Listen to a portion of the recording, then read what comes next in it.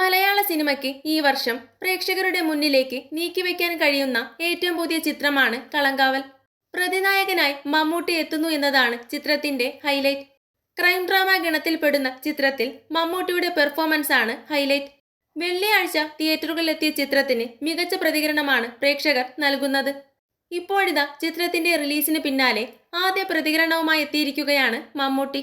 സമീപകാലത്ത് മലയാള സിനിമയിൽ ഏറ്റവും അധികം വൈവിധ്യപൂർണമായ കഥാപാത്രങ്ങളെ അവതരിപ്പിച്ച നടനാണ് മമ്മൂട്ടി.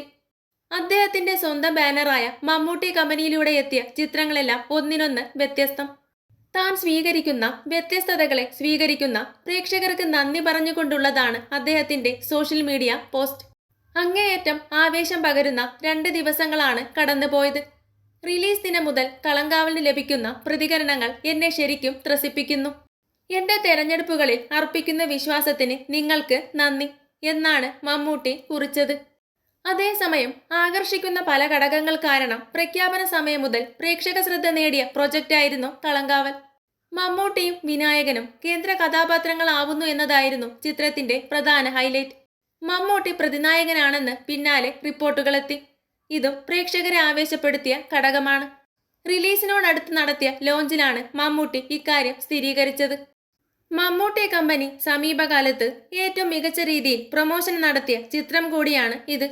ചിത്രത്തിലൂടെ മറ്റൊരു നവാഗത സംവിധായകനെ കൂടി മമ്മൂട്ടി മലയാള സിനിമയിൽ അവതരിപ്പിച്ചിരിക്കുകയാണ്. ജിതിൻ കെ ജോസ് ആണ് ആ സംവിധായകൻ.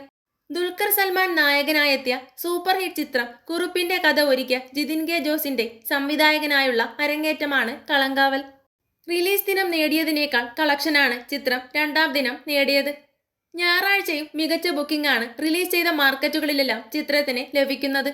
ഇന്നത്തെ കളക്ഷനോടെ ചിത്രത്തിന്റെ ആഗോള ഗ്രോസ് എത്ര വരുമെന്നറിയാനുള്ള കാത്തിരിപ്പിലാണ് ട്രാക്കർമാർ. കൂടുതൽ സിനിമാ വിശേഷങ്ങൾക്കായി ചാനൽ മറക്കാതെ സബ്സ്ക്രൈബ് ചെയ്യുക.